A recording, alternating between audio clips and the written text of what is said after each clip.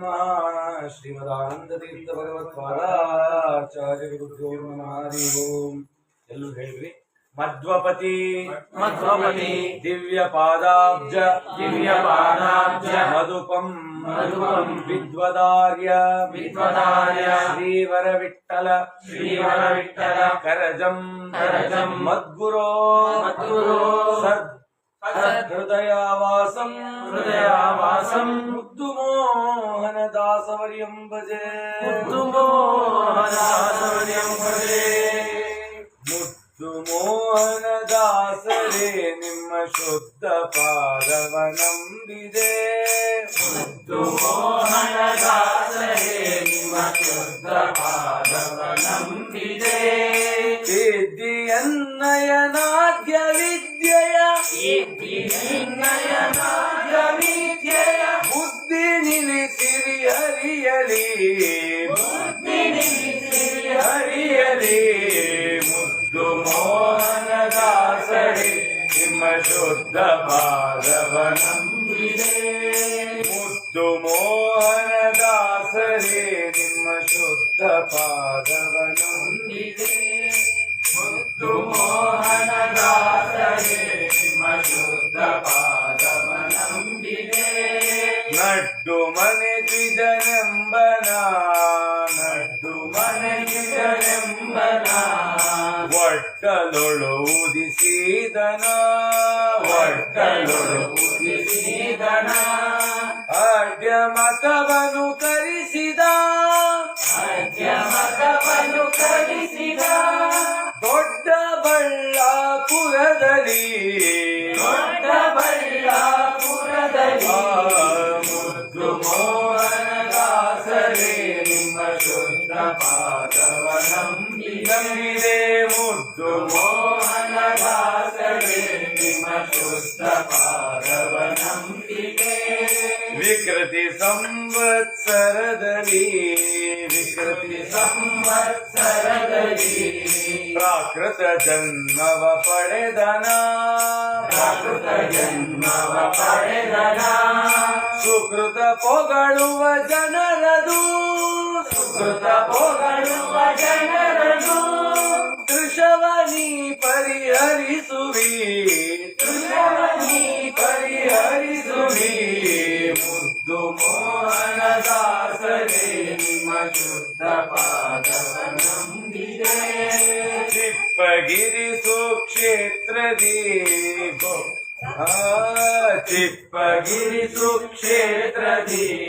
ಚಿಪ್ಪಗಿರಿ ಸುಕ್ಷೇತ್ರದಿ ಗೊಪ್ಪ ಶ್ರೀ ಅಂಕಿತವನು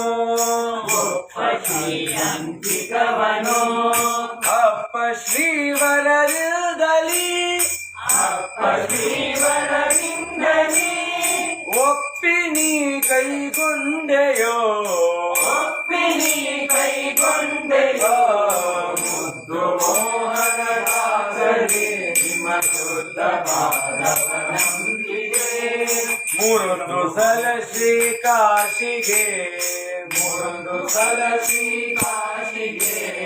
ಬೋರೆ ಸಲ ಶ್ರೀ ಉಡುಪಿಗೆ ಸಾರಿ ವೆಂಕಟಪತಿಯನು ಬಾರಿ ಬಾರಿಗೆ ನೋಡಿದೆ ಮುದ್ದು ಮೋಹನ ದಾಸರೇ ನಿಮ್ಮ ಶುದ್ಧ ಪಾದವ ನಂಬಿದೆ. ದಾಸ ಪೀಳಿಗೆ ಬೆಳೆಸಲು ಶೇಷನಾಮಕ ದಿವಿಜಗೆ ಭಾಸಿಸುವ ಅಂಕಿತವನಿತ್ತು ಪೋಷಿಸಿದೆ ಸದ್ವೈಷ್ಣವ ತತ್ವವ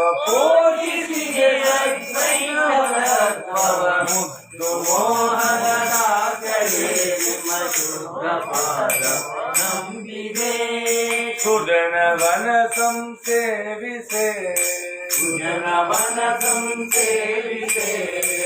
ವಿಜಯ ವಿಠಲನ ಧ್ಯಾನಿಸೆ ವಿಜಯ ವಿಠಲನ ಧ್ಯಾನಿಸೆ ಸುಜನವನ ಸಂಸೇವಿಸೆ ಸುಜನವನ ಸಂಸೇವಿಸೆ ವಿಜಯ ವಿಠಲನ ಸ್ಥಾಪಿಸಿ ವಿಜಯ ವಿಠಲನ ಸ್ಥಾಪಿಸಿ ಭಜನೆ ಕೈಯುತ ಮೆರೆದೆಯೋ ಭಜನೆ ಕೈಯುತ ಮೆರೆದೆಯೋ ನಿಜಪುರದಿ ನೀ ನಿಲ್ಲುತ್ತಾ ನಿಜಪುರದಿ ನೀ ನಿಲ್ಲುತ್ತಾ ಮುದ್ದು ಮೋಹನದಾಸರೇ ನಿಮ್ಮ ಶುದ್ಧ ಪಾದವ ನಂಬಿದೆ ಹಿರಿಯ ಧರಿಸಿ ಮೆರೆಯುವ ಹಿರಿಯ ಮೆರೆಸಿ ಮೆರೆಯುವ ಗುರು ಗೋವಿಂದ ವಿಠಲನ ಭಜಿಸುವ ಗುರು ಗೋವಿಂದ ವಿಠಲನ ಭಜಿಸುವ ಹಿರಿಯ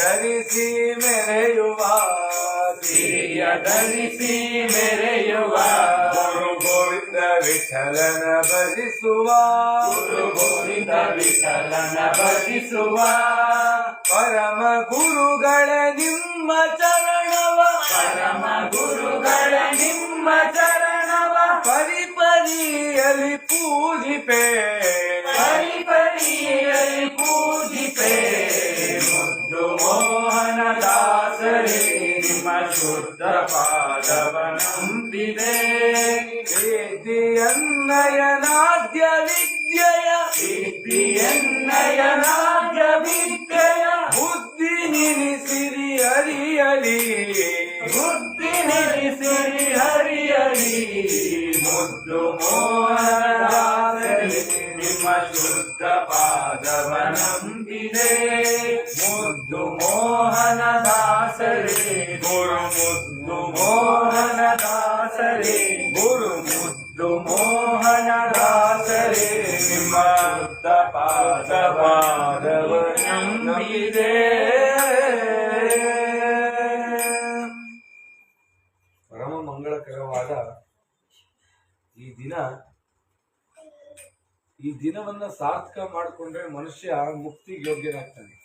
ಇಂಥ ದಿನಗಳು ಬಂದಾಗ ಒದ್ಕೊಂಡು ಮಲ್ಕೊಂಡ್ರೆ ನರಕಕ್ಕೆ ಬೇಕಾದ ಸಾಧನೆ ಮಾಡ್ಕೊತಾನೆ. ನಾವು ಯಾವ್ದು ಮಾಡ್ಕೋತೀವಿ ನಮ್ಮ ಕೈಗೆ, ಅದೇ ದತ್ತ ಸ್ವಾತಂತ್ರ್ಯ.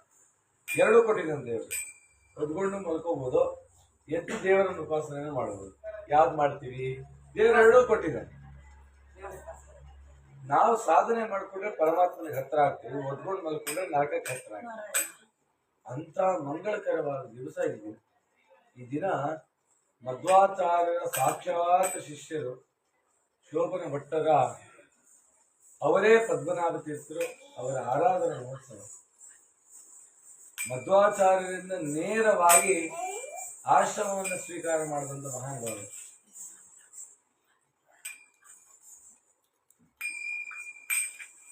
ಮಡಿ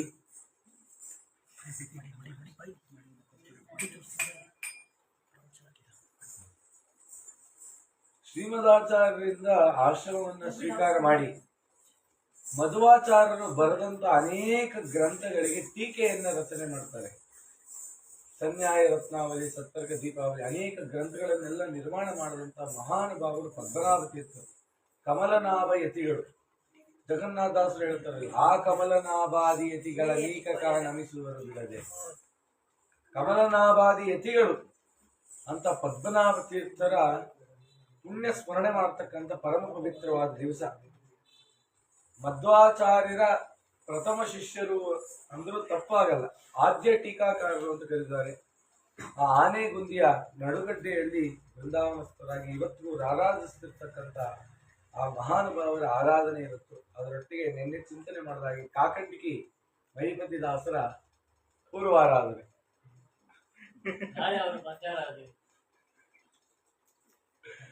ಆ ರೀತಿಯಲ್ಲಿ ಅದರಲ್ಲಿ ಒಂದು ವಿಶೇಷವಾಗಿ ಇವತ್ತು ಮುದ್ದು ಮೋಹನ ದಾಸರ ಆರಾಧನೆ. ನಿನ್ನೆವರೆಗೂ ಚಿಂತನೆ ಮಾಡಿದ್ವಿ. ವಿಜಯರಾಯರಿಂದ ವಿಜಯರಾಯರ ಶಿಷ್ಯರು ವೇಣುಗೋಪಾಲ ದಾಸರು, ವೇಣುಗೋಪಾಲ ದಾಸರ ಶಿಷ್ಯರು ವ್ಯಾಸವಿಠಲರು, ವ್ಯಾಸವಿಠಲರ ಶಿಷ್ಯರು ರಘುಪತಿ ವಿಠಲದಾಸರು, ರಘುಪತಿ ವಿಠಲದಾಸರ ಶಿಷ್ಯರು ಶ್ರೀನಿವಾಸ ಭೂವರ ರಘುಪತಿ ವಿಠಲದಾಸರು, ಅವ್ರ ಶಿಷ್ಯರು ಶ್ರೀಪತಿ ದಾಸರು, ಅವ್ರ ಶಿಷ್ಯರು ತಂದೆ ಶ್ರೀಪತಿ ವಿಠಲದಾಸರು, ಅವ್ರ ಶಿಷ್ಯರು ಶ್ರೀನಿಧಿ ದಾಸರು, ಶ್ರೀನಿಧಿ ದಾಸರ ಶಿಷ್ಯರು ಶ್ರೀವರ ವಿಠಲದಾಸರು. ಇಷ್ಟರವರೆಗೂ ಚಿಂತನೆ ಮಾಡಿದ್ವಿ. ಆ ಶ್ರೀವರರ ಶಿಷ್ಯರೇ ಇಂದಿನ ಆರಾಧನಾ ನಾಯಕರಾದ ದೊಡ್ಡಬಳ್ಳಾಪುರದ ಮುದ್ದುಮೋಹನ ದಾಸರು. ಯಾರೀ ಮುದ್ದುಮೋಹನ್ ದಾಸರು ಅಂತ ಚಿಂತನೆ ಮಾಡಿದ್ರೆ, ಶಾಷ್ಟಿಕ ಮನೆತನಕ್ಕೆ ಸಾರಸ್ವತ ಪರಿಣಯ ಅಂತ ಒಂದು ದೊಡ್ಡ ಗ್ರಂಥ ಬರೆದಿದ್ದಾರೆ. ರಾಘವೇಂದ್ರಪ್ಪ ಅಂತ ದೊಡ್ಡಬಳ್ಳಾಪುರದಲ್ಲಿ ದೊಡ್ಡ ಮಹಾನುಭಾವರು, ದೊಡ್ಡ ಗ್ರಂಥ ಅದು ಸಾರಸ್ವತ ಪರಿಣಯ. ವ್ಯಾಸರಾಜರು 60 ಗೋತ್ರದವರನ್ನ ಸೇರಿಸಿ ಅವರಿದ್ದ ಕಾಲಕ್ಕೆ ಅವರಿಗೆಲ್ಲ ಪೋಷಣೆ ಮಾಡಿ ಹೆಚ್ಚು ಹರಿದಾಸ ಗೋತ್ರ, ವಸಿಷ್ಠ ಗೋತ್ರ, ಕಾಶ್ಯಪ ಗೋತ್ರ, ಧಾರದ್ವಾಜ ಗೋತ್ರ, ಇನ್ನು ಅನೇಕ ಗೋತ್ರದವರಿಗೆಲ್ಲ ಈ ಪ್ರಾಂತದಲ್ಲಿ ವಿಶೇಷವಾಗಿ ಅನುಗ್ರಹ ಮಾಡಿದ್ದಾರೆ. ಆ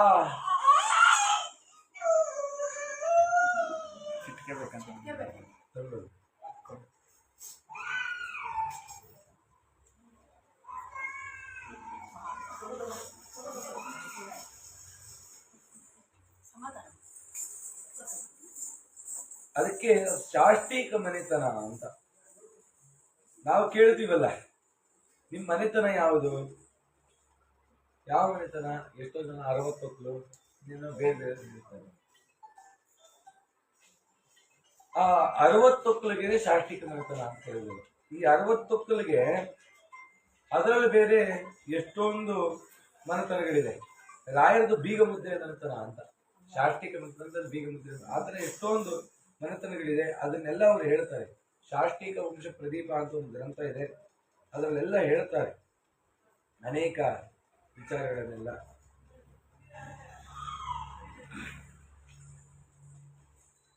ಅಂತ ಸಾರಸ್ವತ ಪರಿಣಯವನ್ನ ರಚನೆ ಮಾಡಿದಂತ ರಾಘವೇಂದ್ರಪ್ಪನ ವಂಶದಲ್ಲಿ ಹುಟ್ಟಿದಂಥವರು, ಇವರ ಹೆಸರು ಕೂಡ ರಾಘವೇಂದ್ರಪ್ಪ. ಹುಲುಬಂಡೆ ಅಂತ ಅವ್ರ ಮನೆತನ. ಶಾಷ್ಟಿಕ ವಂಶದಲ್ಲಿ ಬೀಗಮುದ್ರೆ ಮನೆತನ ರಾಯರಾದ್ರೆ, ಇವ್ರದ್ದು ಹುಲುಬಂಡೆ ಮನೆತನ ಅಂತ. ಆ ಮನೆತನದಲ್ಲಿ ಸೇರಿದಂಥವರು. ದಾಸರದು ವಸಿಷ್ಠ ಗೋತ್ರ, ವಸಿಷ್ಠ ಗೋತ್ರೋತ್ಪನ್ನರು ನಮ್ಮ ಮುದ್ದುಮೋಹನ್ ದಾಸರು. ಒಳ್ಳೆ ವಂಶದಲ್ಲಿ ಬಂದಿದ್ರು. ಇವ್ರ ಪೂರ್ವಿಕರು ರಾಘವೇಂದ್ರಪ್ಪ ಅಂತಿದ್ರಲ್ಲ, ಅದಕ್ಕೆ ಇವ್ರಿಗೂ ರಾಘವೇಂದ್ರಪ್ಪ ಅಂತ ಹೆಸರಿಟ್ಟು. ಇವರು ಜನಿಸಿದ್ದು 1830, 1830 ಇವ್ರ ಜನನ ಆಯ್ತು. ಅವರ ತಂದೆ ತಾಯಿಗಳ ಬಗ್ಗೆ ಹೆಚ್ಚು ವಿವರಗಳು ಉಪಲಬ್ಧ ಇಲ್ಲ. ಅವರೊಟ್ಟಿಗೆ ಒಬ್ಬ ತಮ್ಮನೂ ಇದ್ದ, ವೆಂಕಟರಾಯ ಅಂತ ತಮ್ಮ ಇದ್ದ. ಅದೇನೋ ಬಾಲ್ಯದಿಂದ ಬಹಳ ಈ ಆಧ್ಯಾತ್ಮದಲ್ಲಿ ಆಸಕ್ತಿ. ಯಾವಾಗಲೂ ದೇವರ ಸ್ಮರಣೆ ಮಾಡು, ತಾಳ ತಟ್ಟು ಭಜನೆ ಮಾಡು. ಈ ಪ್ರಾಂತಕ್ಕೆ ಭಜನೆ ಗಂಧಗಾಳಿಯೇ ಇಲ್ಲ, ಏನೇನೇನೇನೋ ಗೊತ್ತಿಲ್ಲ. ಇವತ್ತೆಲ್ಲ ನಮಗೂ ಅಂತ ಭಜನೆದು ಸೊಗಡು ಗೊತ್ತಿಲ್ಲ. ಆ ರಾಯಚೂರು, ಲಿಂಗಸೂರು ಪ್ರಾಂತದಲ್ಲಿ ಮಾಡ್ತಾರಲ್ಲ ಭಜನೆ, ಅದು ಒರಿಜಿನಲ್ ಭಜನೆ. ಇನ್ನೂ ಭಜನೆ ಬೇಕಾ? ಪಂಡ್ರಾಪುರ ನೋಡಬೇಕು, ಪುಣೆ ನೋಡಬೇಕು, ಅದು ಭಜನೆ. ಇನ್ನು ಅದ್ರ ಮೇಲೆ ಹೋಗ್ಬಿಟ್ರೆ ಏನಿದ್ರು ಬರೀ ಡ್ರಮ್ಸು, ತಮಟೆ, ಇದೆಲ್ಲ. ಶುದ್ಧವಾದ ಭಜನೆ ಅಂದ್ರೆ ಮಹಾರಾಷ್ಟ್ರ, ಅಂದ್ರೆ ಪಂಡ್ರಾಪುರ ಈ ಪ್ರಾಂತ, ರಾಯಚೂರು, ಬಳ್ಳಾರಿ ಈ ಪ್ರಾಂತ ಒಳ್ಳೆ. ಈ ಪ್ರಾಂತಕ್ಕೆ ಅಷ್ಟಿಲ್ಲ. ಅದು ಇವ್ರಿಗೆ ಅದೇನೋ ತಾಳ ತಟ್ಟಬೇಕು, ಇವು ಮಗು ಮಾಡುತ್ತಲ್ಲ ಹೀಗೆ, ಬಾಲ್ಯದಿಂದ ತಾಳ ತಟ್ಟಬೇಕು, ನಾರಾಯಣ ನಾರಾಯಣ ಗೋವಿಂದ ಅನ್ಬೇಕು, ಹರೇ ರಾಮ ಹರೇ ಕೃಷ್ಣ ಅನ್ಬೇಕು, ಈ ರೀತಿ ಒಂದು ಆಸಕ್ತಿ. ಸರಿ, ವಿಚಾರ ಮಾಡಿದ್ರು. ಸ್ವಲ್ಪ ಒಂದು ವಯಸ್ಸಿಗೆ ಬಂದರು, ಒಂದು 18 ವರ್ಷ, 17-18 ವರ್ಷಕ್ಕೆ ಬಂದಾಗ ಅಲ್ಲೆಲ್ಲ ಮದುವೆ ಮಾಡಬೇಕು. ಯಾರೋ ಒಬ್ರು ದೊಡ್ಡವರು ಇಟ್ಕೊಂಡು ಇವ್ರಿಗೆ ನೋಡಿದ್ರು. ಉತ್ತಮ ವರ್ಚಸ್ವಿಗಳು, 6 ಅಡಿ ಎತ್ತರ ಇದ್ದರಂತೆ. ಒಳ್ಳೆ ಆಜಾನುಭಾವ ಶರೀರ, ಒಳ್ಳೆ ಪ್ರಕಾಶಮಾನವಾದಂತಹ ತೇಜಸ್ಸು. ಉಪನಯನಾದಿಗಳೆಲ್ಲ ಆಗಿತ್ತು. ಅವ್ರನ್ನ ಬಂದು ಕೇಳಿದ್ರು, ನೋಡು ಹಿಂಗೆ ನರಸಿಂಗರಾಯರು ಅಂತಿದ್ದಾರೆ, ಆ ನರಸಿಂಗರಾಯರ ಮಗಳು ಅಕ್ಕಣ್ಣಮ್ಮ ಅಂತ, ಆಕೆನ ನೀನು ವಿವಾಹ ಆಗಬೇಕಪ್ಪ. ಅವ್ರು ನನಗೆ ವೈರಾಗ್ಯ, ನಾನು ಸನ್ಯಾಸಿ ಅಂತೆ ಬ್ರಹ್ಮಚಾರಿಯಾಗಿ ಜೀವನ ಮಾಡ್ಬೇಕಂತಿದ್ವಿ, ಹಂಗೆಲ್ಲ ಇಲ್ಲ, ಗೃಹಸ್ಥನ ಆಗಬೇಕು ನೀನು. ಆಯ್ತು. ಆದ್ರೆ ಆ ಹುಡುಗಿಗೇನು ಅಂದ್ರೆ ಡೆಫ್ ಅಂಡ್ ಡೆಫ್ ಬಿಡ್ತಾ, ಹೇಳೋ ಮೂಕ, ಹುಟ್ಟದಾಗಲೇ ಕಿವಿನೂ ಕೇಳಲ್ಲ, ಮಾತು ಬರಲ್ಲ, ಕಣ್ಣು ಕಾಣಲ್ಲ. ಈ ತರ ಒಬ್ಳು ಹೆಣ್ಣುಮಗಳು. ಆಯ್ತು ಅಂತೇಳಿ ವಿವಾಹ ಆದ್ರು. ವಿವಾಹ ಆದ್ರೂ ಒಂಥರ ಸನ್ಯಾಸ ಜೀವನವೇ, ವಾನಪ್ರಸ್ಥ, ನಾಮಕಾವಸ್ಥೆ, ವಿವಾಹ ಆಗಿದ್ರು. ಅವ್ರಿಗೇನು ಸಂತಾನ ಏನೂ ಇದ್ದಿಲ್ಲ. ಇವ್ರ ತಮ್ಮ ಇದ್ನಲ್ಲ ವೆಂಕಟರಾಯ, ಅಣ್ಣನ ಸೇವೆ ಮಾಡಬೇಕು ಅಂತ ತನ್ನ ಮದುವೆನೇ ಆಗಿದೆ.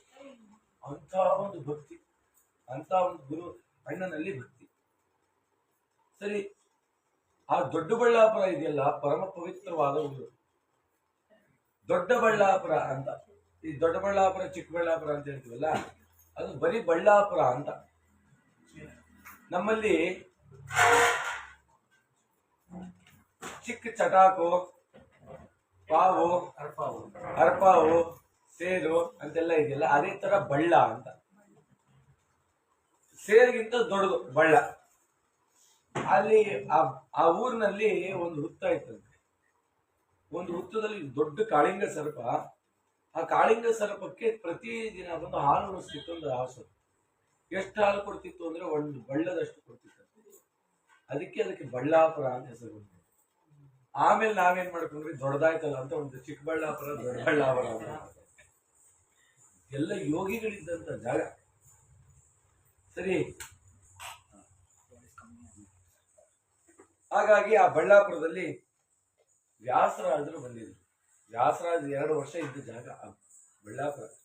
ಅಲ್ಲಿ ವ್ಯಾಸರಾಜರ ಪೂರ್ವಾಶ್ರಮದ ತಂಗಿಯನ್ನ ಅದೇ ಊರಿಗೆ ಕೊಟ್ಟಿದ್ದಂತೆ. ಆ ವ್ಯಾಸರಾಜರ ಪೂರ್ವಾಶ್ರಮದ ತಂಗಿ ಗಂಡನ ಹೆಸರು ಬಂದು ನಾಗಪ್ಪ ಅಂತ.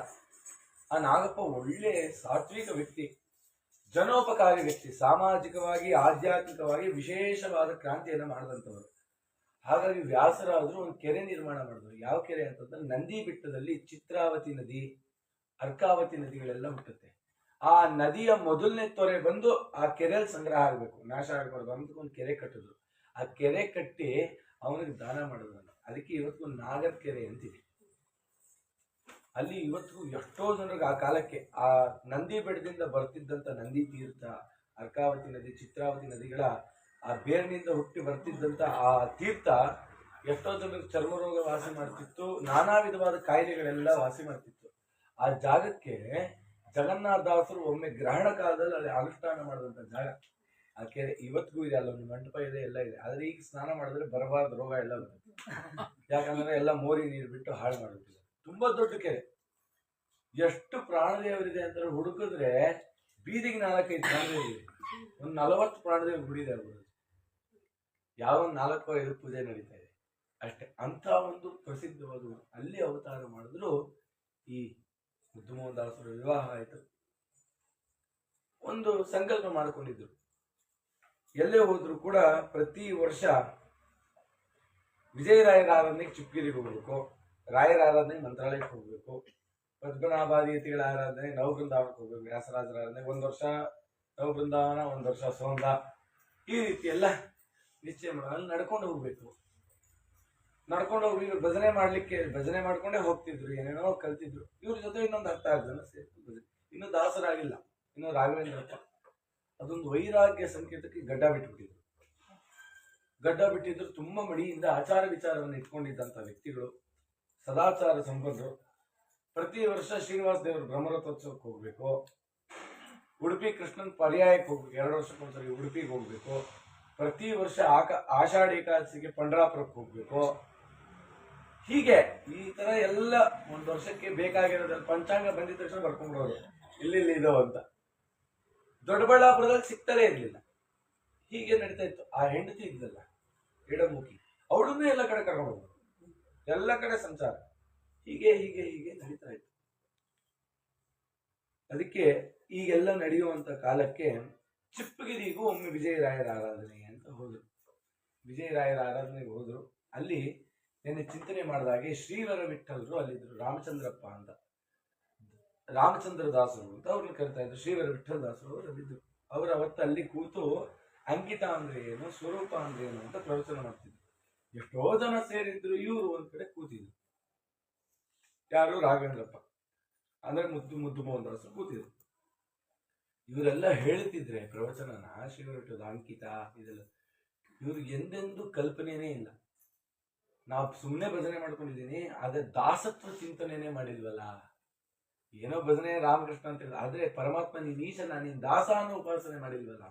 ಇವ್ರು ಇಷ್ಟೊಂದು ಹೇಳ್ತಿದಾರಲ್ಲ ಅಂತ ಚಿಂತನೆ. ಎಲ್ಲ ಆಯ್ತು.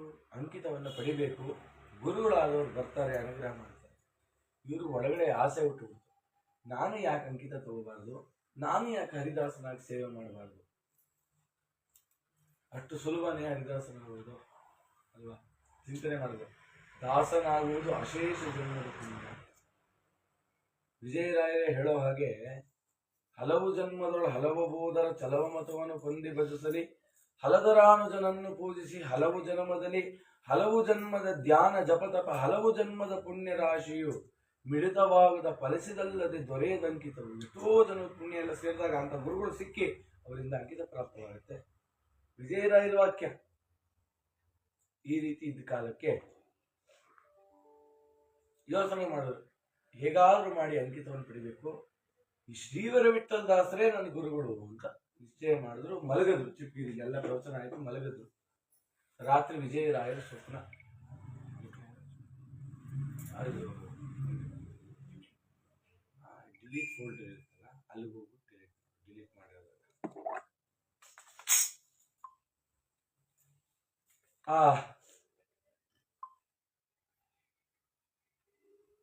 ಮಲ್ಕೊಂಡ್ರು. ವಿಜಯರಾಯರ ಸ್ವಪ್ನದಲ್ಲಿ ಬಂದರು.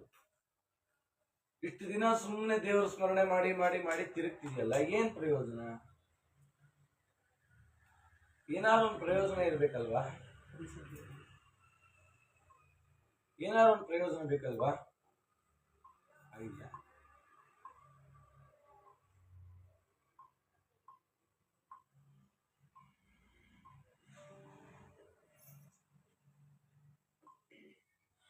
ಏನ್ ಪ್ರಯೋಜನ ಅಂತ ವಿಜಯರಾಯರು ಕೇಳಿದ್ರು. ಸರಿ, ಅವರು ವಿಜಯರಾಯರು ಹೇಳಿದ್ರಂತೆ, ನನ್ನ ಪರಂಪರೆಯಲ್ಲಿ ಬಂದಂತ ಈ ಶ್ರೀವರ ವಿಠ್ಠಲ ದಾಸರಿಗೆ ನೀನು ನೀತು ಗುರುಗಳು, ಅವ್ರ ಕಾಲ್ ಗಟ್ಟಿ ಹಿಡಿ, ಅವ್ರ ಉದ್ಧಾರ ಮಾಡ್ತಾರೆ. ಸರಿ ಅಂತ ಹೇಳಿ ಎಚ್ಚರ ಆಗೋಯ್ತು. ಕೂತ್ಕೊಂಡ್ಬಿಟ್ರು. ಸಮಯ ಗಿಮಯ ನೋಡಿಲ್ಲ, ಹೋಗಿ ಆ ವಿಜಯ ತೀರ್ಥದಲ್ಲಿ ಸ್ನಾನ ಮಾಡಿ ಮೇಲೆ ಬಂದು ಕೂತ್ಕೊಂಡ್ಬಿಟ್ರು. ಶ್ರೀವರ ವಿಠ್ಠಲ ದಾಸರಷ್ಟೊತ್ತಿಗಾಗಲೇ ಸ್ನಾನ ಮಾಡಿ ಕೂತಿದ್ರು. ಯಾಕೆ? ಶಿಷ್ಯ ಬರ್ತಾನೆ ಅಂತ ಅವರು ಅನ್ನಿಕಾದಿಗಳನ್ನು ಮಾಡಿ ಕಾಯ್ತಾ ಇದ್ರು. ಏನಪ್ಪಾ ನಿನಗಾಗಿ ಕಾಯ್ತಾ ಇದ್ದೀನಿ, ಬಂದ ಅಂದ್ರು. ಅವ್ರಿಗೆ ಆಶ್ಚರ್ಯ ಆಯ್ತು. ಏನಿದು ಗಡ್ಡ ಇಲ್ಲ? ಈ ವೈರಾಗ್ಯ ಸಂಕೇತ ಇರಬೇಕು, ಶಾಶ್ವತವಾಗಿ ಆ ವೈರಾಗ್ಯ ಇರಲಿ ನಿನಗೆ ಅಂತ ಅನುಗ್ರಹ ಮಾಡಿ ಕೂಡಿಸಿ ಅವರ ಹೃದಯ ಕಮಲದಲ್ಲಿ ಅವರ ಸ್ವರೂಪದಲ್ಲಿ ಕಂಡಂತ ಆ ಕೃಷ್ಣನನ್ನ ಮುದ್ದು ಮೋಹನ ವಿಠಲ ಅಂತ ಅವ್ರ ತಲೆ ಮೇಲೆ ಕೈ ಇಟ್ಟು ಅಂಕಿತವನ್ನ ಕೊಟ್ಟರು. ಆ ಅಂಕಿತವನ್ನ ತಗೊಂಡಿದ್ದ ತಕ್ಷಣದಲ್ಲಿ ಅದೇನು ರೋಮಾಂಚನ ಆಯಿತು, ಏನು ಪುಳಕಿತವಾಯಿತು ಗೊತ್ತಿಲ್ಲ. ಅತ್ಯದ್ಭುತವಾದ ಒಂದು ವಿಶೇಷ ಭಗವತ್ ಸನ್ನಿಧಾನ ಅವರಲ್ಲಿ ಹುಡುಕು. ಮುದ್ದು ಮೋಹನ ವಿಠಲ ಸಲಹೋ ಇವನ, ಸಿರಿ ಮನೋಹರ ನಿನ್ನ ಪ್ರಾರ್ಥಿಸುವೆ ನಿರುತ. ಮುದ್ದು ಮೋಹನ ವಿಠಲ ಸಲಹೋ ಇವನ, ಶ್ರೀಬೊಮ್ಮ ಮೊದಲಾದ ಸುರರಿಂದ ಸೇವಿತನೆ, ಪರಮ ಕರುಣಾಳು ಹರಿ ಕರಿವರದನೆ. ನಿರುತದಲ್ಲಿ ನಿನ್ನ ನಾಮ ಸ್ಮರಣೆಯಾಗೆನಗಿತ್ತು, ಕರುಣದಲ್ಲಿ ರಕ್ಷಿಸೋ ಪರಮ ಪಾವನನೇ. ಮುದ್ದು ಮೋಹನ ವಿಠಲ ಸಲಹೋ ಇವನ, ಗುರು ಹಿರಿಯಲಿ ಭಕುತಿ ವಿಷಯದಲ್ಲಿ ವಿರಕುತಿ. ಹರಿ ಬಿರಿದಾದ ಪಂಚಭೇದ ವನು ಅರುಪಿ, ಕರಿವರದನೆ ನಿನ್ನ ನಾಮಾಮೃತದ ಸಾರ. ಉಣಿಸಿ ದುರಿತಗಳ ಪರಿಹರಿಸೋ ಪರಮ ಪಾವನನೇ. ಮುದ್ದು ಮೋಹನ ವಿಠಲ ಸಲಹೋ ಇವನ, ನಾನು ನನ್ನದು ಎಂಬ ದುರಾಭಿಮಾನವನ್ನು ಬಿಡಿಸಿ ಸಾನುರಾಗದಲ್ಲಿ ತಾರತಮ್ಯಗಳ ತಿಳಿಸೋ ಮಾನನಿಧಿ ನೀನೆ ಸರ್ವೋತ್ತಮನೆಂಬಂತ ಜ್ಞಾನದಾಯಕನಾಗೋ ಶ್ರೀವರ ವಿಠಲ. ಮುದ್ದು ಮೋಹನ ವಿಠಲ ಸಲಹೋ ಇವನ. ನಮ್ಗೆಲ್ಲ ಹೇಗೆ ಅಂಕಿತ ಇದೆಯೋ ಅವ್ರಿಗೂ ಇದೇ ಅಂಕಿತ ಮಾಡಿ ಅದನ್ನು ಶ್ರೀವರ ವಿಠಲರು ಕೊಟ್ರು. ಎಷ್ಟೋ ಜನ ಅಂಕಿತವನ್ನು ನೋಡಿದ್ರೆ ಸ್ವರೂಪ ಗೊತ್ತಾಗುತ್ತೆ ಅಂತಾರಲ್ಲ, ಈ ಮುದ್ದು ಮೋಹನ ದಾಸರದು ಅಂಕಿತ ಇಟ್ಕೊಂಡು ನೋಡ್ರಿ, ಏನೂ ಗೊತ್ತಾಗಲ್ಲ. ನಮಗೊಂದು ಹುಲ್ಕಡ್ಡಿನೂ ಗೊತ್ತಾಗಲ್ಲ. ಯಾಕೆ? ಅವ್ರ ಗುರುಗಳು ಗೊತ್ತಿರ್ಬೇಕು, ಶಿಷ್ಯರು ಗೊತ್ತಿರ್, ತಗೊಂಡವ್ರಿಗೆ ಕೊಟ್ಟವ್ರಿಗೆ ಗೊತ್ತಿರ್ಬೇಕು. ನಾವು ಹೇಳ್ಬೋದಷ್ಟೇ, ಯಾರಿಗೂ ಗೊತ್ತಾಗಲ್ಲ. ಅದೇ ಭಗವತ್ ರಹಸ್ಯ. ಅವ್ರು ಹೇಳ್ತಾರೆ, ಏನು ಉಪದೇಶ ಮಾಡಿದ್ದಾರೆ? ಸಿರಿಬೊಮ್ಮ, ಶಿರಿ ಅಂತಂದ್ರೆ ಲಕ್ಷ್ಮೀದೇವಿ ಮತ್ತೆ ಬ್ರಹ್ಮದೇವರು, ಇವರೇ ಮೊದಲಾದ ಎಲ್ಲರಿಂದ ಸೇವಿತನಾದಂಥವನೇ ಪರಮಾತ್ಮ. ಪರಮ ಕರುಣಾಳು ಹರಿ ಕರಿಬರದನೆ ನಿರುತದಲ್ಲಿ ನಿನ್ನ ನಾಮ ಸ್ಮರಣೆಯ. ದೇವರೇ, ಈ ಮುದ್ದು ಮೋಹನ ವಿಠಲ ದಾಸನಲ್ಲಿ ಯಾವಾಗಲೂ ನಿನ್ನ ಸ್ಮರಣೆಯನ್ನು ಕೊಡು, ಕರುಣದಲ್ಲಿ ರಕ್ಷಿಸುವ ಪರಮ ಪಾವನನೇ ಅಂತ ಪ್ರಾರ್ಥನೆ ಮಾಡ್ತಾ ಗುರು ಹಿರಿಯರಲ್ಲಿ ಬಹುತಿ ವಿಷಯದಲ್ಲಿ ವಿರತಿ. ಗುರು ಹಿರಿಯರಲ್ಲಿ ವಿಶೇಷವಾದ ಒಂದು ಭಕ್ತಿಯನ್ನು ಕೊಡು. ಬೇಡದ ವಿಚಾರದಲ್ಲಿ ಆಸಕ್ತಿನೇ ಕೊಡಬೇಡ. ಬೇಡದ ವಿಚಾರವನ್ನು ಕೇಳಿಸ್ಕೊಳ್ಳೇಬೇಡ. ಪರಮಾತ್ಮನ ವಿಷಯಿಕವಾಗಿ ಸಂಬಂಧವಿಲ್ಲದ ವಿಚಾರ ಕಿವಿ ಕೇಳಿಸ್ಕೋಬೇಡ. ಅವರ ಜೀವನದಲ್ಲಿ ಒಂದು ಘಟನೆ ನಡೆದಿಲ್ಲ, ಒಂದು ಕ್ಷಣ ವೇಸ್ಟ್ ಮಾಡಿಲ್ಲ. ಅವರು ಅನ್ಯ ವಿಚಾರಕ್ಕೆ ಎಂದೆಂದೂ ವೇಸ್ಟ್ ಮಾಡಿಲ್ಲ. ಪಿರಿದಾದ ಪಂಚಭೇದವನ್ನು ಅರುಪಿ. ದೊಡ್ಡದಾದ ಪಂಚಭೇದಗಳು ಯಾವುದು?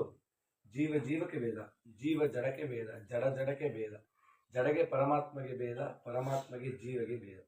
ಇದೇ 5 ಪಂಚಭೇದಗಳು. ಕರಿಬರದನೆ ನಿನ್ನ ನಾಮಾಮೃತದ ಸಾರ ಉಣಿಸಿ. ಇವನಿಗೇನು ಉಣಿಸ್ಬೇಕು ಸ್ವಾಮಿ? ನಾಮಾಮೃತ ರುಚಿಯನ್ನು ಉಣಿಸು, ದುರಿತಗಳ ಪರಿಹರಿಸು ಪರಮಪಾವನನೆ. ನಾನು ನನ್ನದು ಎಂಬ ದುರಾಭಿಮಾನವನ್ನು ಬಿಡಿಸಿ, ನಾನು ನನ್ನದು ಎಂಬ ಅಹಂಕಾರವನ್ನು ಬಿಡಿಸು, ಸಾನುರಾಗದಲ್ಲಿ ತಾರತಮ್ಯವ ತಿಳಿಸು, ಮಾನನಿಧಿ ನೀನೇ ಸರ್ವೋತ್ತಮನೆಂಬಂತ ಜ್ಞಾನದಾಯಕನಾಗು ಶ್ರೀವರ ವಿಠಲ ಅಂತ ಅವ್ರಿಗೆ ಅಂಕಿತ ಕೊಟ್ಟರು. ದಾಸದೀಕ್ಷೆಯನ್ನು ಪಡೆದ್ರು. ಬಹಳ ಸಂತೋಷ ಆಗಿ ಅವ್ರು ಯೋಚನೆ ಮಾಡಿದ್ರು, ನಾನಿನ್ನ ಹೋಗೋದು ಬೇಕಾಗಿಲ್ಲ ನಮ್ಮೂರಿಗೆ. ಅಂಕಿತ ಆದ್ಮೇಲೆ ಎಲ್ಲಿಗೆ ಹೋಗ್ಬೇಕು? ನಮ್ಮಪ್ಪ ವಿಠಲನ ಹತ್ರ ಹೋಗ್ಬೇಕು ಅಂತ ತೀರ್ಮಾನ ಮಾಡಿಕೊಂಡ್ರು. ಸಾಮಾನ್ಯವಾಗಿ ಶ್ರೀಪತಿ ವಿಠಲದಾಸ್, ತಂದೆ ಶ್ರೀಪತಿ ವಿಠಲದಾಸ್, ಶ್ರೀನಿದಾಸ್, ಶ್ರೀವರ ವಿಠಲ ಅಂಕಿತ ಆಗಿದ ತಕ್ಷಣ ಪಂಡರಾಪುರಕ್ಕೆ ಹೋದ್ರು. ಜಗನ್ನಾಥದಾಸರ ಕಾಲದಿಂದ ಜಗನ್ನಾಥದಾಸರಿಗೆ ಅಂಕಿತ ಆಗಿದೆ ಅಲ್ಲಿಂದ. ಹಾಗಾಗಿ ಮೊದಲು ಆ ದಾಸರಿಗೆ ಕುಲದೈವನಾದ, ದಾಸರಿಗೆ ಮನೆ ದೈವ, ದಾಸರಿಗೆ ಮನದೈವ ಅವನೇ ವಿಠಲ, ಅವನ ಹತ್ರಕ್ಕೆ ಹೋಗ್ಬೇಕು ಅಂತ ಹೊರಟರು. ಮುದ್ದುಮೋಹನ ದಾಸ ತಿದ್ದು ಎನ್ನಯ್ಯ ದೋಷ.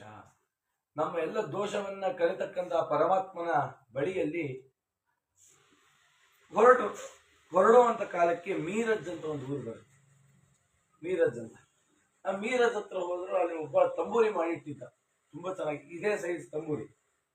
ಮಧ್ಯದಲ್ಲಿ ಬೆಳ್ಳಿಗೆಲ್ಲ ಕಾಣಿಸ್ತಾ ಇದೆಯಲ್ಲ, ಅದೆಲ್ಲ ಪೇಂಟ್ ಹೊಡೆದಿರೋದು ಇದಕ್ಕೆ.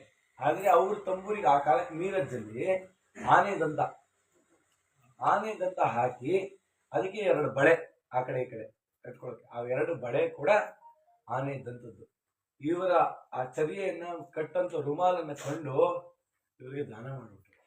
ಓ, ವಿಠಲ ದರ್ಶನಕ್ಕೆ ತಂಬೂರಿ ಕೊಟ್ಟು ಕಳಿಸ್ತಾ ಇದ್ದಾನೆ ಅಂತ ತುಂಬಾ ಸಂತೋಷ ಪಟ್ರು. ಹೋದ್ರು, ವಿಠಲನ ದರ್ಶನ ಮಾಡಿದ್ರು. ಬಹಳ ಸಂತೋಷ ಆಯ್ತು. ಕಾಶಿ ಯಾತ್ರೆ ಮಾಡಿದ್ರು. ಕಾಶಿ, ರಾಮೇಶ್ವರ, ಬದರಿ ಯಾತ್ರೆ ಎಲ್ಲ ಯಾತ್ರೆಗಳನ್ನು ಮಾಡಿದ್ರು. ತಿರುಪತಿ ಯಾತ್ರೆ ಎಲ್ಲ ಯಾತ್ರೆಯನ್ನು ಮುಗಿಸಿ ದೊಡ್ಡಬಳ್ಳಾಪುರಕ್ಕೆ ಬಂದ್ರು. ದೊಡ್ಡಬಳ್ಳಾಪುರಕ್ಕೆ ಅಂಕಿತ ಆದ್ಮೇಲೆ ಬರೋ ಅಷ್ಟರಲ್ಲಿ 106 ಜನ ಶಿಷ್ಯರು.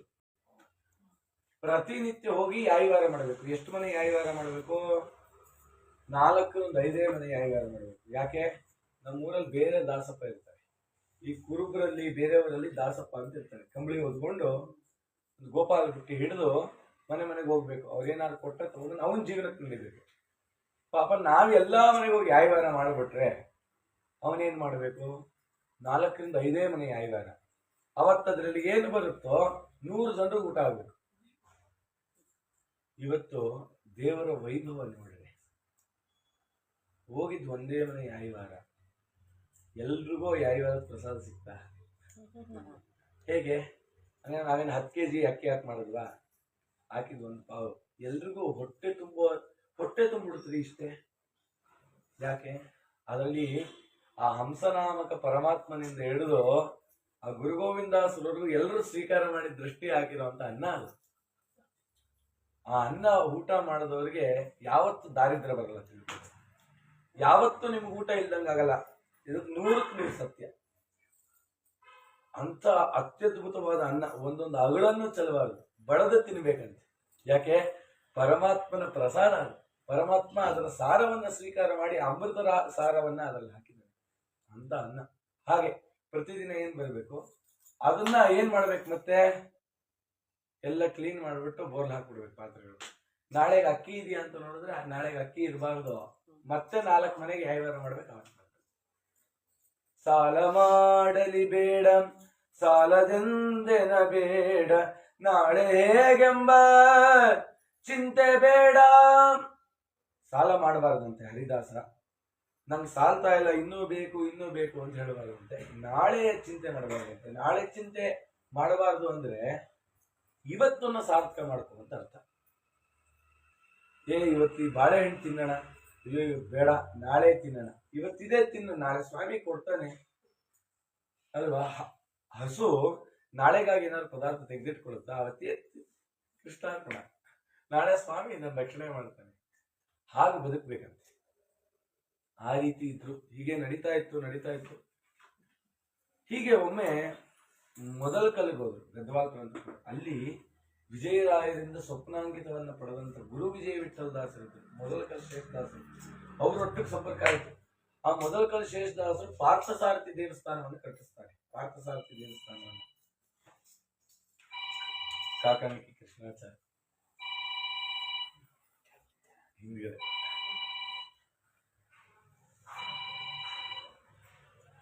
ಆ ಪಾರ್ಥಸಾರಥಿ ದೇವಸ್ಥಾನ ಕಟ್ಟಿಸ್ಬೇಕು. ಆ ದೇವಸ್ಥಾನ ನಿರ್ಮಾಣಕ್ಕಾಗಿ ಮುದ್ದು ಮೋಹನ್ ದಾಸರು ತಾವು ನಿಂತು ಆ ದೇವಸ್ಥಾನವನ್ನು ಕಟ್ತಾರೆ. ಆಮೇಲೆ ಅವ್ರು ಹೇಳ್ತಾರೆ, ಚಿಪ್ಪಗಿರಿಗೆ ಹೋಗೋಣ, ಖಂಡಿತ ಚಿಪ್ಪಗಿರಿಗೆ ಹೋಗೋಣ ಅಂತ. ಇಬ್ರು ಚಿಪ್ಪಗಿರಿಗೆ ಹೋಗ್ತಾರೆ. ಇಬ್ರಿಗೂ ಸ್ವಪ್ನದಲ್ಲಿ ವಿಜಯರಾಯರು ಕಾಣ್ತಾರೆ. ಆದ್ರೆ ಅದನ್ನ ದಾಖಲನ್ನ ಗುರು ವಿಜಯ ವಿಠಲ ಅಂಕಿತರಾದ ನಮ್ಮ ಮೊದಲ ಕಲ್ ಶೇಷದಾಸರು ದಾಖಲೆ ಮಾಡ್ತಾರೆ. ವಿಜಯರಾಯರು ನನ್ನ ಕಂಡ್ರು, ಗುರುಗಳ ಮನದಿ ಕಂಡು ಧನ್ಯನಾದೆ, ಸಿರಿಯರಸನ ದಾಸರು ವಿಜಯರಾಯರು, ಗುರುಗಳ ಮನದಿ ಕಂಡು ಧನ್ಯನಾದೆ. ಹೇಗಿದ್ರು ವಿಜಯರಾಯರ ಸ್ವಪ್ನದಲ್ಲಿ?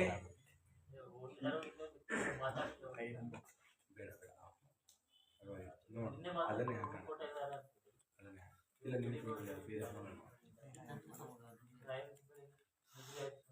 ಡಿಸ್ಟರ್ಬೆನ್ಸ್ ಜಾಸ್ತಿ ಆಗ್ತಾ ಇದೆ. ಅವ್ರ ಬಗ್ಗೆ ಹೇಳಿದ್ರೆ ಮತ್ತೆ ನೀವು ಇಷ್ಟೆಲ್ಲ ಮಾಡಿದ ಪ್ರಯೋಜನ. ಅವರೇ ಸುಮ್ಮನೆ ಮಾಡ್ಕೊಂಡು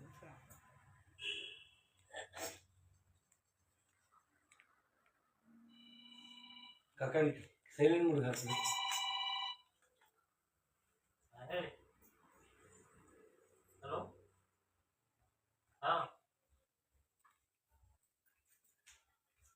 ಆ ವಿಜಯರಾಯರ ಸ್ವಪ್ನದಲ್ಲಿ ಕಂಡು ಹೇಳ್ತಾರೆ, ಚಿಪ್ಪಗಿರಿಯಲ್ಲಿ ನಾವು ಆ ಕೃಷ್ಣನನ್ನ ಪ್ರತಿಷ್ಠಾಪನೆ ಮಾಡಿದೀವಿ. ಆ ಕೃಷ್ಣನಿಗೆ ಒಂದು ಕಟ್ಟೆಯನ್ನ ಕಟ್ಟಿ ನಿರ್ಮಾಣ ಮಾಡಬೇಕು. ಯಾರು ಮಾಡಬೇಕು?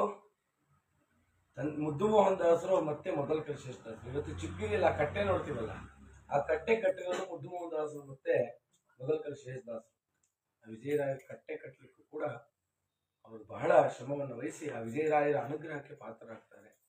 ತದನಂತರ ಮತ್ತೆ ಬರ್ತಾರೆ ದೊಡ್ಡಬಳ್ಳಾಪುರಕ್ಕೆ. ಅವರು ಬಂದಾಗ ವಿಠಲ್ ದೇವರು ಒಂದು ಸ್ವಪ್ನ ಸೂಚನೆ ಕೊಡ್ತಾನೆ.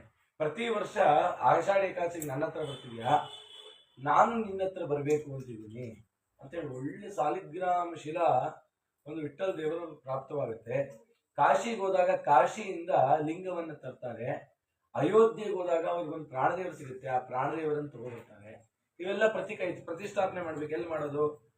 ದಿವಾನ್ ಪೂರ್ಣಯ್ಯ ಅಂತಿದ್ರಲ್ಲ, ಅವರ ಸೋದರ ಅಳಿಯ ಒಬ್ಬ ಇರ್ತಾನೆ. ಆ ಸೋದರ ಅಳಿಯ ತುಮಕೂರಿನಲ್ಲಿ ಅವನು ಕೂಡ ಒಂದು ಉತ್ತಮವಾದ ಹುದ್ದೆಯಲ್ಲಿ ಇರ್ತಾನೆ.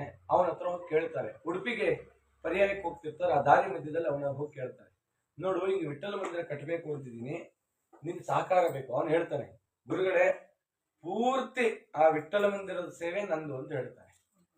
ಸ್ವಲ್ಪ ಕಾಲ ಮುಂದೆ ಹೋಗಿದ ತಕ್ಷಣ ಅವನ ಮಗ ಸತ್ತೋಗ್ಬಿಡ್ತಾನೆ.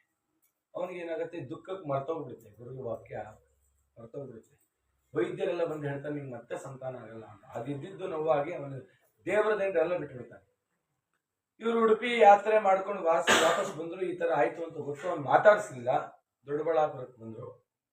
ಪ್ರಾಣದೇವರು ಅವ್ನು ಸ್ವಪ್ನಕ್ಕೆ ಹೋದ್ರಂತೆ, ನೀನು ಹೋಗಿ ಆ ದಾಸರು ಮಾತು ಕೊಟ್ಟಿದ್ಯಾ, ಹೋಗೋರು ವಿಠಲ ಗುಡಿ ಕಟ್ಸು. ವಿಠಲ ಗುಡಿ ಕಟ್ಟಿಸ್ಬೇಕು ಅಂತ ಪಾಯ ತೊಡಿದ್ರೆ ಆ ದಿನದಲ್ಲೇ ಅವರ ಹೆಂಡತಿ ಮತ್ತೆ ಗರ್ಭವತಿ ಆಯ್ತು. ಮತ್ತೆ ಅವನಿಗೆ ಸಂತಾನ ಆಯ್ತು. ಬಹಳ ಸಂತೋಷ ಆಗಿ ಆ ವಿಠಲ ಮಂದಿರವನ್ನ ದೊಡ್ಡಬಳ್ಳಾಪುರದಲ್ಲಿ ಕುಚ್ಚಪ್ಪನಪೇಟೆ ಅಂತಿದೆ, ಅಲ್ಲಿ ಆ ವಿಠಲನನ್ನ ಪ್ರತಿಷ್ಠಾಪನೆ ಮಾಡಿ ಸುದೀರ್ಘವಾದ ಉತ್ತಮವಾದ ಆಯಸ್ಸನ್ನ ಕಳೀತಾರೆ. 885 ವರ್ಷ, 1930 ಹುಟ್ಟಿದ್ದು. 85 ಅವರಂತೆ. 85 ಅವರು ಕಾಲವಾಗ್ತಾರೆ. ಹೇಗೆ ಅಂತಂದ್ರೆ ಆ ಕಾಲ ಪ್ಲೇಗ್ ಬಂದಿತ್ತು. ಪ್ಲೇಗ್ ಬಂದು ಊರೇ ಎಲ್ಲ ಎಲ್ಲ ಮರಣವನ್ನು ಹೊಂದುತ್ತಾ ಇದ್ರು. ಯಾರೋ ಹೇಳಿದ್ರು ಹಿಂಗೆ ಎಲ್ಲರೂ ಮರಣ ಹೊಂದ್ತಾ ಇದ್ದಾರೆ, ಈ ಊರು ಬಿಟ್ಟು ಹೋಗ್ಬೇಕಂತ. ಇವ್ರು ಹೇಳಿದ್ರು ಪ್ರಾಣ ಹೋದ್ರು ಹೋಗ್ಲಿ, ವಿಠಲನ್ ಬಿಟ್ಟು ಎಲ್ಲರೂ ಹೋಗಲ್ಲ, ಎಲ್ಲರೂ ಹೊರಟೋದು. ಇವರೊಬ್ರು ಮಾತ್ರ ಇದ್ದಂತ ಕಾಲಕ್ಕೆ ಅಂದ್ರೆ ಅನಾರೋಗ್ಯ ಇತ್ತು. ಆ ವಿಠಲನನ್ನ ಪೂಜೆ ಮಾಡಿದ್ರು. ಇಷ್ಟೇ ಇದ್ದಾನೆ ವಿಠಲ, ಆದ್ರೆ ಇದಕ್ಕಿಂತ ಸಣ್ಣ ಇದ್ದಾನೆ, ತುಂಬಾ ಚೆನ್ನಾಗಿದ್ದಾನೆ. ಆ ವಿಠಲನ ಪೂಜೆ ಮಾಡಿ ಹೊರಗಡೆ ಬಂದ್ರು. ಎದುರುಗಡೆ ಒಂದು ಕಂಬ, ಅಲ್ಲಿ ಹೊರ್ಕೊಂಡು ಶಿಷ್ಯರು 4-5 ಜನ ಇದ್ದಂತೆ. ಅವ್ರಿಗೆ ಈ ಅಂಕಿತ ನುಡಿ ಹೇಳಿದ್ರಂತೆ. ಮುದ್ದು ಮೋಹನ ವಿಠಲ ಸಲಹೆ ಬೇಕಿಲ್ಲ. ಇದನ್ನ ಹೇಳ್ತಾ ಹೇಳ್ತಾ ಹೇಳ್ತಾ ಅವ್ರು ಹೇಳಿದ್ರಂತೆ, ನಾಭಿಗ್ ಬಂತು, ಹೃದಯಕ್ಕೆ ಬಂತು, ಕಂಠಕ್ಕೆ ಬಂತು, ಭ್ರೂ ಮಧ್ಯಕ್ಕೆ ಬಂತು, ಬ್ರಹ್ಮರಂಧ್ರದಿಂದ ಅವರ ಜೀವ ಬೀಳಿಸ್ತು. ಆ ಅಂಕಿತವನ್ನ ಹೇಳ್ತಾ ಹೇಳ್ತಾ ಮರಣ ಹೊಂದಿದ್ರು. ಅದಕ್ಕಿಂತ ಇನ್ನೇನು ಬೇಕು ಹರಿದಾಸರಿಗೆ? ಆ ರೀತಿಯಲ್ಲಿ ಇದೇ ದಿನದಲ್ಲಿ ಕಾರ್ತೀಕ ಬಹುಳ ಚತುರ್ದಶಿ ದಿನ ಅವರು ಪ್ರಯಾಣವನ್ನ ಮಾಡ್ತಾರೆ. 9 ಜನ 10 ಜನರಿಗೆ ಅಂಕಿತವನ್ನು ಪ್ರದಾನ ಮಾಡ್ತಾರೆ. ಅದರಲ್ಲಿ ತುಂಬಾ ಮುಖ್ಯವಾದಂಥವರು ದೇವರಾಂತರ್ಗದ ಸುಬ್ಬರಾಯದಾಸು, ಪರಮಪ್ರಿಯ ಸುಬ್ಬರಾಯದಾಸು. ಅವರಿಗೆ ಅಂಕಿತವನ್ನು ಕೊಟ್ಟು ಈ ಪ್ರಾಂತದಲ್ಲಿ ಹರಿದಾಸ ಸಾಹಿತ್ಯವನ್ನು ಬೆಳೆಯಲಿಕ್ಕೆ ದೊಡ್ಡ ಕ್ರಾಂತಿಯನ್ನು ಮಾಡಿದಂಥವರು ಆ ಮುದ್ದುಮೋಹನ್ ದಾಸರು. ಆ ಮುದ್ದುಮೋಹನ್ ದಾಸರು ಏನಾದ್ರು ತಂದೆ ಮುದ್ದುಮೋಹನ್ ದಾಸರಿಗೆ ಅಂಕಿತ ಕೊಡದೇ ಇದ್ದಿದ್ರೆ ಈ ಪರಂಪರೆ ಬರ್ತಲೇ ಇರಲಿಲ್ಲ.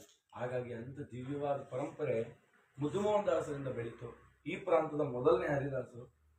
ಆ ತಂದೆ ಮುದ್ದುಮೋಹನ್ ದಾಸರು 1165 ಜನ ಶಿಷ್ಯರಿಗೆ ಅಂಕಿತ ಪ್ರದಾನ ಮಾಡಿದ್ರು. ಅದರಲ್ಲಿ ಅವರ ಕಡೆ ಶಿಷ್ಯರು ಗುರುಗೋವಿಂದ ವಿಠಲ ದಾಸರು. ಆ ಗುರುಗೋವಿಂದ ವಿಠಲ ದಾಸರ ಶಿಷ್ಯರೇ ನಮ್ಮ ಗುರುಗಳು. ಇನ್ನು ಅನೇಕ ಜನ ಗುರುಗೋವಿಂದ ದಾಸರ ಅಂಕಿತವನ್ನು ಪಡೆದು ಎಷ್ಟೋ ಜನ ಈ ಪರಂಪರೆಯನ್ನ ತಾವು ಬೆಳೆಸ್ತಾ ಇದ್ದಾರೆ. ಹಾಗಾಗಿ ಈ ಪರಂಪರೆಗೆ ನಮ್ಮ ಪ್ರಾಂತಕ್ಕೆ ಮೂಲ ಪುರುಷ ಯಾರಪ್ಪ ಅಂದ್ರೆ ಈ ಮುದ್ದುಮೋಹನ್ ದಾಸರು. ಅವರ ಆರಾಧನೆ ಮಾಡಬೇಕು ಅಂತ ನಾವು ಒಂದು 3 ವರ್ಷದಿಂದ ಅನ್ಕೊಂಡ್ವಿ, ಅವ್ರ ಆರಾಧನೆ ಮಾಡಬೇಕು ಅಂತ. ಅವ್ರ ಆರಾಧನೆ ಅಂತೂ ಮಾಡಿದ್ವಿ. ಮಾಡಿ ಒಮ್ಮೆ ನಾವು ದೊಡ್ಡಬಳ್ಳಾಪುರಕ್ಕೆ ಹೋಗಿ ಅವ್ರ ಆರಾಧನೆ ಆದ್ಮೇಲೆ ಒಂದಿನ ಆರಾಧನೆ ಮಾಡ್ಕೊಂಡು, ಆದ್ರೆ ಅವ್ರ ಆರಾಧನೆ ದಿನ ಮಾಡೋದು ಬಹಳ ಸೂಕ್ತವಾದದ್ದು. ಯಾಕಂದ್ರೆ ಆರಾಧನೆ ದಿನ ಅವ್ರು ಬಹಳ ಜಾಗೃತವಾಗಿರ್ತಾರೆ. ಪರಮಾತ್ಮ ಅವ್ರನ್ನ ಭೂಮಿಗೆ ಕಳಿಸ್ಕೊಡ್ತಾನೆ. ಯಾರ್ಯಾರು ನಿನ್ನ ಉಪಕಾರ ಸ್ಮರಣೆ ಮಾಡ್ತಿದಾರೋ, ಅವ್ರು ಏನೇನು ಇಷ್ಟಾರ್ಥವನ್ನ ಬೇಡ್ತಾರೋ ಅದನ್ನೆಲ್ಲ ಸತ್ಯ ಮಾಡಿ ಹೋಗು ಅಂತ. ಹಾಗಾಗಿ ಬಂದಂಥವರು ಆ ಮುದ್ದುಮೋಹನ್ ದಾಸರು ಈ ದಿನದಲ್ಲಿ ವಿಶೇಷವಾಗಿ ಆ ದೊಡ್ಡಬಳ್ಳಾಪುರದಲ್ಲಿ ಏನು ವೈಭವ ನಡೀಬೇಕು ಅದರ 10ರಷ್ಟು ವೈಭವ ಇಲ್ಲಿ ನಡೆದಿದೆ. ಬೆಳಿಗ್ಗೆ ನಗರ ಸಂಕೀರ್ತನೆ ಆಯಿತು, ಯಾಯಿವಾರ ಆಯಿತು, ನರಸಿಂಹ ಮಹಾಮಂತ್ರ ಷೋಡಶ ನರಸಿಂಹ ಮಂತ್ರ ಹೋಮ, ಇದೇನು ಶ್ರೀನಿವಾಸ ಕಲ್ಯಾಣ, ವಿಶೇಷ ಫಲಪಂಚಾಮೃತ ಅಭಿಷೇಕ, ದೇವತಾ ಪೂಜೆ, ಬಂದಂತ ಬ್ರಾಹ್ಮಣರಿಗೆ ಒಳ್ಳೆ ವಿಶೇಷ ಸತ್ಕಾರ, ಭೋಜನ, ಎಷ್ಟಡ್ಗೆ ಪಂಚಭಕ್ಷ, ಒಂದನ್ನು ತಿನ್ನಕ್ಕಾಗಲಿಲ್ಲ, ಅಷ್ಟೊಂದು ಮಾಡಿಸಿದ್ದಾರೆ. ತುಂಬಾ ಮಾಡಿಸಿ ಎಲ್ಲರನ್ನು ತೃಪ್ತಿ ಪಡಿಸಿದ್ದಾರೆ. ಕೈ ತುಂಬಾ ಎಲ್ರಿಗೂ ಕೊಟ್ಟಿದ್ದಾರೆ. ಕೊಟ್ಟು ಇಷ್ಟಕ್ಕೆ ನಿಲ್ಲಬಾರದು ಆರಾಧನೆ. ಎಷ್ಟು ಎಲ್ಲ ಸಂಗೀತಗಾರರ ತಂಡ ಇದು. ನನಗೆ ಹಾಡಾಡಕ್ಕೆ ತುಂಬಾ ಭಯ. ಕತ್ತೆ ಧ್ವನಿ ಅಲ್ವಾ, ಕಾಗೆ ಧ್ವನಿ ಕಿರ್ಚ್ಕೋಬೇಕು ಅಂಥದ್ದು ಎಲ್ಲ ವಿಶೇಷವಾಗಿ ಗಾನದಿಂದಲೂ ಸೇವೆ ಮಾಡಿ 3 ದಿನ, ಇವತ್ತು 3ನೇ ದಿನ ಪರಿಪೂರ್ಣ. ನಿನ್ನೆ ಮೊನ್ನೆ ಅವ್ರ ಜ್ಞಾನ ಯಜ್ಞದ ಮೂಲಕ ನಡೆದು ಈ ದಿನ ಆ ಶ್ರೀನಿವಾಸನ ದಿವ್ಯ ಸನ್ನಿಧಾನ, ಪಾಂಡುರಂಗ ವಿಠಲ ದೇವರ ಸನ್ನಿಧಾನದಲ್ಲಿ ಆ ಗುರುಗಳನ್ನು ಕರೆಸಿ ವಿಶೇಷವಾಗಿ ಬೆಳಿಗ್ಗೆಯಿಂದ ಎಲ್ಲ ಕಾರ್ಯಕ್ರಮ ಮಾಡಿ, ಭಜನೆ ಮಾಡಿ ಎಲ್ಲ ಮಾಡಿ, ಇವಾಗ ಶ್ರೀನಪ್ಪನ್ನ ಡೋಲೋತ್ಸವಕ್ಕೆ ರೆಡಿ ಆಗ್ಬಿಟ್ಟಿದ್ದಾನೆ. ಬೆಳಿಗ್ಗೆ ಎಲ್ಲ ಸುಸ್ತಾಗಿತ್ತಲ್ಲ, ಮದುವೆ ಮಾಡ್ಕೊ ಸ್ನಾನ ಮಾಡಿದ್ರು, ಹರಳೆಣ್ಣೆ ಸ್ನಾನ ಮಾಡಿ ಅವತ್ತು ಬರೋವಷ್ಟು ನಿದ್ದೆ. ಅವತ್ತು ಹರಳೆಣ್ಣೆ ಸ್ನಾನ ಮಾಡಿ ಗಸಗಸೆ ಪಾಯಸ ಮಾಡ್ಬಿಟ್ಟಿದ್ರೆ ಗುಡು ಮಲ್ಕೊಂಡ್ಬಿಟ್ರೆ ಇನ್ನೇನು ಯೋಚನೆ ಇಲ್ಲ. ಹಂಗ ಅಪ್ಪನಿಗೆ ಒಳ್ಳೆ ಊಟನೂ ಆಯ್ತು, ಆರಾಮಾಗಿ ವಿಶ್ರಾಂತಿ ಮಾಡ್ತಾ ಇದ್ದಾನೆ. ಯಾಕೆ ಅಂದ್ರೆ ನನ್ನ ಭಕ್ತರನ್ನ ಕೊಂಡಾಡ್ತಿದ್ದೀರಲ್ಲ ಅಂತ. ನನ್ನ ಕೊಂಡಾಡ್ತಿರೋ ಬಿಡ್ತಿರೋ ಬೇಡ, ನನ್ನ ಭಕ್ತರನ್ನ ಕೊಂಡಾಡಿ ನನಗೆ ಅದು ಆನಂದ ಹಬ್ಬ ಅಂತ ಹೇಳ್ತಾನೆ. ಆ ರೀತಿ ಅವ್ರಿಗೆ ಪರಮ ಭಕ್ತರು ಆ ಮುದ್ದುಮೋಹನ್ ದಾಸರು. ಅವರ ಆರಾಧನೆ ಅತಿ ವಿಜೃಂಭಣೆಯಿಂದ, ವಿಜೃಂಭಣೆ ಅಲ್ಲ ಅತಿ ವಿಜೃಂಭಣೆ. ನೆನ್ನೆ ನಿಜ ನೋಡ್ತಿದ್ರಿ, ಮದುವೆ ಮನೆಯಲ್ಲಿ ಮುಂಜಿ ಮನೆಯಲ್ಲಿ ಓಡಾಡ್ತಾರಲ್ಲ ಅಂತಹ ಸಂಭ್ರಮ. ಏನು ವೈಭವ! ಇಂಥ ವೈಭವ ಶಾಶ್ವತವಾಗಿ ನಿಮ್ಮ ಮನೆಯಲ್ಲಿ ನೆಲೆಸ್ತೀವಿ. ಯಾವಾಗಲೂ ಭಗವತ್ ಕಾರ್ಯಗಳು ನಡೀತಾ ಇರಲಿ. ಆ ಭಗವತ್ ಕಾರ್ಯ ನಡೀತಿದ್ರೇನೆ ಮನೆ ಆಗೋದು. ಇಲ್ಲ ಅಂದ್ರೆ ಮನೇನ ಬೇರೆ ಕರೀತಾರೆ, ಅದನ್ನ ಇವಾಗ ಹೇಳಬಾರ್ದು. ಹಾಗಾಗಿ ನಿರಂತರವಾಗಿ ದೇವತಾ ಸ್ಮರಣೆ ಇರಬೇಕು. ತುಳಸಿ ಗಿಡ ಇರಬೇಕು, ದೀಪ ಹಚ್ಚಬೇಕು, ಯಾವ ಮನೆಯಲ್ಲಿ ಇವೆಲ್ಲ ನಡೆಯುತ್ತೆ ಅದು ಸಾರ್ಥಕಗೊಳಿಸುತ್ತೆ ಅಂಥದ್ದು ಈ ದಿನ ಕಾರ್ತೀಕ ಮಾಸದ ಸಮಾಪ್ತಿ, ಆ ದೀಪೋತ್ಸವದ ಸಮಾಪ್ತಿ. ಆ ಕಾರ್ತೀಕ ಮಾಸದ ಪುಣ್ಯ ಪೂರ್ತಿ ಪುಣ್ಯ ಇವತ್ತು ಕೊಡಬೇಕು ಅಂತ ತಿಮ್ಮಪ್ಪ ನನ್ನ ಸನ್ನಿಧಾನದಲ್ಲೇ ದೀಪೋತ್ಸವ ಮಾಡಿ ಅಂತೇಳಿ ಆ ದೀಪೋತ್ಸವ ಕಾರ್ಯಕ್ರಮ, ಡೋಲೋತ್ಸವ, ಇದೆಲ್ಲ ಕಾರ್ಯಕ್ರಮಗಳು ವಿಜೃಂಭಣೆಯಿಂದ ನಡೀತು. ಹೇಗೆ ತಿರುಪತಿಲಿ ಪ್ರತಿನಿತ್ಯ ಅವನಿಗೆಲ್ಲ ಸೇವೆ ನಡೀತಲ್ಲ ಆ ಥರ ಸೇವೆ. ಏನು ಒಳ್ಳೆ ಅಲಂಕಾರ ಮಾಡಿಕೊಂಡು ಜೋರಾಗಿ ಅಪ್ಪ ಕೂತ್ಕೊಂಡ್ಬಿಟ್ಟಿದ್ದಾನೆ. ಇಷ್ಟೆಲ್ಲ ವೈಭವ ನಾವೆಲ್ಲ ಮಾಡ್ಲಿಕ್ಕೆ ಸಾಧ್ಯ ಇಲ್ಲ. ಇದು ಮುಖ್ಯ. ನಮಗೆ ಖಂಡಿತವಾಗ್ಲೂ ಶಕ್ತಿ ಇಲ್ಲ, ತಿಳ್ಕೊಂಡು ಖಂಡಿತವಾಗ್ಲೂ ಶಕ್ತಿ ಇಲ್ಲ. ಯಾವುದೋ ಒಂದು ಅಗೋಚರವಾದ ಒಂದು ಪರಂಪರಾ ಶಕ್ತಿ ನಮ್ಮ ಹಿಂದೆ ನಿಂತಿದ್ದು ಮಾಡಿಸ್ತೀವಿ. ನಾವು ಮಾಡ್ತೀವಿ ಅಂದರೆ ಖಂಡಿತ ಸಾಧ್ಯ ಇಲ್ಲ. ನಾವು ಹೇಳ್ಬೋದು ನೀವು ಆರಾಧನೆ ಮಾಡಿ ಅಂತ, ನೀವು ಒಪ್ಕೋಬೋದು, ಆದರೆ ಮಾಡೋದಿದೆಯಲ್ಲ ಅದು ತುಂಬ ಕಷ್ಟ. ಯಾಕಂದರೆ ಈ ಥರ ಆರಾಧನೆ ತಿಂಗಳಲ್ಲಿ 2 ಬರುತ್ತೆ ಆಯಿತಾ. ನಾವು ಮಾಡ್ತಲೇ ಇರ್ತೀವಿ, ನಮಗೆ ಗೊತ್ತು ಎಷ್ಟು ಕಷ್ಟ ಅಂತ. ಕಾರ್ಯಕ್ರಮ ಮಾಡೋದು ದೊಡ್ಡದಲ್ಲ. ಮಾಡೋ ಮಧ್ಯಭಾಗದಲ್ಲಿ ನಮಗೆ ಸುಸ್ತಾಗುತ್ತೆ. ಯಾಕಂದರೆ ಬೆಳಗ್ಗೆ ನಿದ್ದೆ ಆಗಿರಲ್ಲ, ಹಿಂದಿನ ದಿನ ಮಾಡೋದು ಅರಗಿರಲ್ಲ, ಟೆನ್ಷನ್ಗೆ ಅದೆಲ್ಲ ಹಾಗೇ ಇರುತ್ತೆ. ಏನು ಮಾಡಬೇಕು ತೋಚಲ್ಲ, ದಿಗ್ಭ್ರಾಂತರ ಆಗುತ್ತೆ. ಎಲ್ಲ ಕೆಲಸ ಮುಂದೆ ಇರುತ್ತೆ, ಮಾಡಕ್ಕೆ ತೋಚಲ್ಲ. ಈ ಥರ ಆಗ್ಬಿಟ್ಟಿರ್ತೀವಿ. ಇಂಥದ್ರಲ್ಲಿ ಇದ್ದು ಮತ್ತೆ 2 ದಿನ 1 ವಾರ ಬೇಕು ಸುಧಾರಿಸ್ಕೋಬೇಕು. ಸುಸ್ತಾಗಿರುತ್ತೆ, ಆಮೇಲೆ ಆರಾಮ. ನಾಳೆ ಬಂದು ಮತ್ತೆ ನಾಳೆ ಆರಾಧನೆ ಮಾಡ್ತೀರಾ ಅಂದ್ರೆ ಈ ಜನ್ಮಕ್ಕಿನ್ನ ಆರಾಧನೆ ಆದ್ರೆ ಇನ್ನೊಂದು 2-3 ದಿನ ಬಿಟ್ಟು ಕೇಳ್ರಿ, ಅವ್ರು ಹೇಳ್ತಾರೆ ಈ ವರ್ಷ ಆರಾಧನೆ ಮಾಡೋದನ್ನ ಇದ್ರ ಡಬಲ್ ಮಾಡ್ತೀನಿ. ಹಂಗೆ ತುಂಬಾ ವೈಭವದಿಂದ ಅಣ್ಣ ತಮ್ಮ ಇಬ್ರು ಸೇರ್ ಮಾಡಿದ್ದಾರೆ. ಒಬ್ರು ಜಯಸಿಂಹ, ಸಿಂಹ ಆದ್ರೂ ಕೂಡ ವಿನಯವಾದ ಸಿಂಹ ಅಂತ ಅಲ್ವಾ. ವಿನಯ ಇರೋದಂತ ಇದು ಅವ್ರ ಮನೆಯವರು ಅಷ್ಟೇನೆ, ಅವರ ತಂಗಿಯವರು, ಅವ್ರ ತಂಗಿ ಮನೆಯವರು, ಮತ್ತೆ ಅವರು ಬಂದಂತ ಎಲ್ಲ ಬಂಧು ಮಿತ್ರರು ಎಲ್ಲರೂ ಕೂಡ ತುಂಬಾ ವಿಶೇಷವಾಗಿ ಇವತ್ತಿನ ದಿನ ಸಾರ್ಥಕಗೊಳಿಸಿದ್ದೀರ.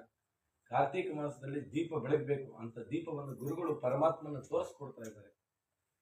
ನಿರಂತರವಾಗಿ ನಡೀಲಿ ಈ ತರ ಕಾರ್ಯ, ಯಾವಾಗಲೂ ನಡೀತಾ ಇರಲಿ, ಎಲ್ಲ ಕಡೆಯಲ್ಲೂ ನಡೀತಾ ಇರಲಿ ಅಂತ ಹೇಳ್ತಾ, ಪ್ರತಿ ವರ್ಷ ಮುದ್ದು ಮೋಹನ್ ದಾಸರ ಆರಾಧನೆ ಅದು ನಿಮ್ಮ ಮನೆಯಲ್ಲಿ ಶಾಶ್ವತವಾಗಿ ನಡೀಲಿ. ನೀವು ಗುರುಗಳ ಆರಾಧನೆ ಮಾಡಿ, ನಾವು ಶಿಷ್ಯರ ಆರಾಧನೆ ಮಾಡಿ, ತಂದೆ ಮುದ್ದು ಮೋಹನ್ ದಾಸ ಆವಾಗಲೂ ನೀವೆಲ್ಲ ಬಂದು ವಿಶೇಷವಾಗಿ ಆ ದೊಡ್ಡ ಗುರುಗಳ ಒಂದು ಆರಾಧನೆಯನ್ನು ನಾವು ಮಾಡೋಣ.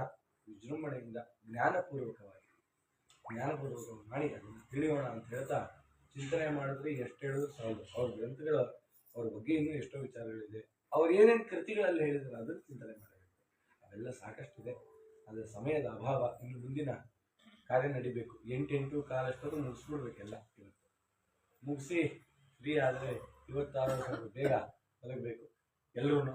ದೀಪೋತ್ಸವ ಇದೆಲ್ಲ ಇದೆ, ಇದನ್ನೆಲ್ಲ ನಡೆಸೋಣ. ಇದೇ ರೀತಿ ವಿನಯ್ ಅವರಿಗೆ, ಜಯಸಿಂಹ ಅವರಿಗೆ ಗುರುಗಳು ವಿಶೇಷವಾದ ಇನ್ನೂ ಶಕ್ತಿಯನ್ನು ಕೊಟ್ಟು ತುಂಬ ಚೆನ್ನಾಗಿ ಇನ್ನೂ ಅನೇಕ ವಿಧವಾದ ಸಾಧನೆಗಳನ್ನು ಮಾಡಿಸ್ಲಿ. ಅವ್ರ ಮನೆಯವ್ರಿಗೂ ವಿಶೇಷವಾದ ಶಕ್ತಿ ಕೊಟ್ಟು ಅವರು ಹುಮ್ಮಸ್ಸು ಅಂತಂದ್ರೆ ಹಬ್ಬ ಏನದು ಹುಮ್ಮಸ್ಸು. ಅಕ್ಕ ತಂಗಿ ಇಬ್ರು ಸೇರ್ಬಿಟ್ರೆ ಯಾವ MLAಗಳು ಇಲ್ಲ ತಿಳ್ಕೊಳ್ಳಿ. ಆಯ್ತಾ, ಕನಕಪುರದ ಬಂಡೆ ಅಲ್ಲ ಇವರು,